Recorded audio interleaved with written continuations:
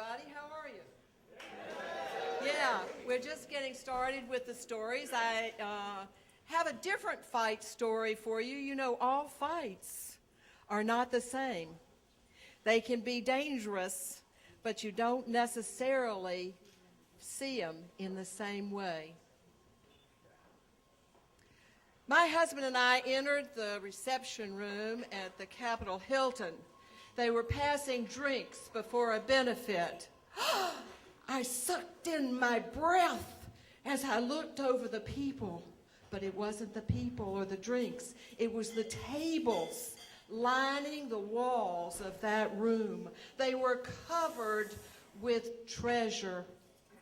It was a silent auction. My heart started to beat. Jim noticed them too, and he came up close and he squeezed my elbow. A little bit of code between a long-time married and husband and wife, and I said, don't worry, I'm going to be fine. There's not a problem here. And I spent some time picking out some precious things for myself, writing down my bids and then hovering to make sure that I stayed on top of that piece of paper. It came time for dinner. Ding, ding, a little bell. We went into a ballroom, tables for 10. We were seated with 8 strangers. This was perfect because I didn't have to worry. I could leave the table and not feel rude. And so I'd go in and I'd check my bids all during dinner. By dessert, I went back one more time. I was on top. And as I came back through the swinging doors into the ballroom, my heart skipped a beat. I thought it was going to stop. There was a man on the stage holding a Dalmatian puppy. $500 going once, twice. To this day, I don't know where the blurt came from, but I felt the words as they came across my lips. 550. It felt wonderful to bid. I didn't want the dog, so I went back to my seat, facing my husband. And the next thing I heard was 550 once, twice sold to the woman at the back of the room. All eyes turned to Jim, whose face had drained of blood. He looked like a corpse sitting there, and his eyes were on me, and they were armed. You did that!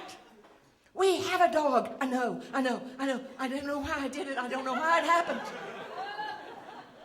And the woman appeared, and she put the puppy in my lap, and it started to eat my necklace. And I said, go away, take it away, take it away.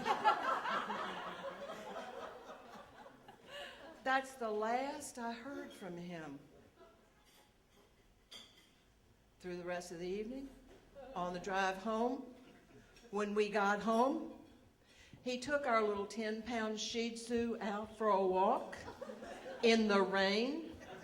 He came back in dripping wet and stood in front of me.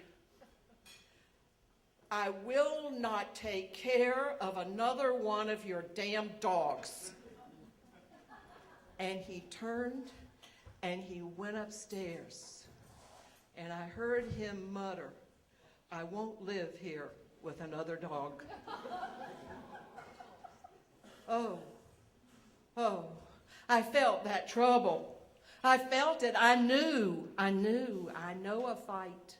I know a fight when I've got one. I went up to the bedroom. He was laying in the bed with his eyes closed. I slid in next to him. No good night kiss here. A 200-pound block of ice. No melting. I heard him go to sleep. I never closed my eyes all night. The next morning when it was decent, I slipped downstairs. I called my cousin. I told her the story. of what had happened. Sandra, I think he's going to leave.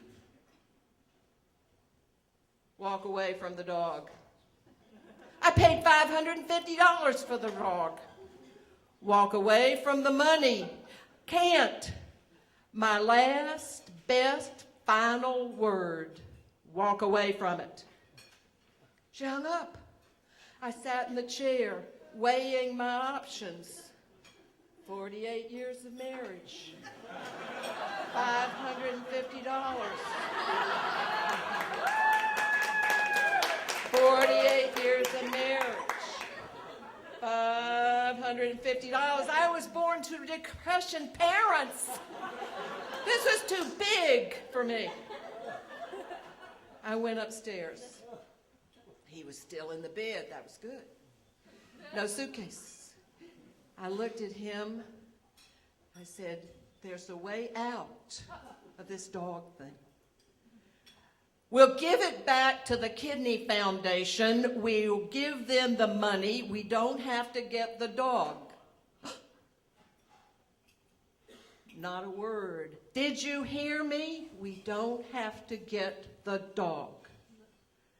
I thought I heard the sound of ice cracking. It was a long time. And then he said, that would be a very good idea. And that's how, without exchanging a single blow, Jim and I canceled out that fight and saved our marriage. And I gave up gambling.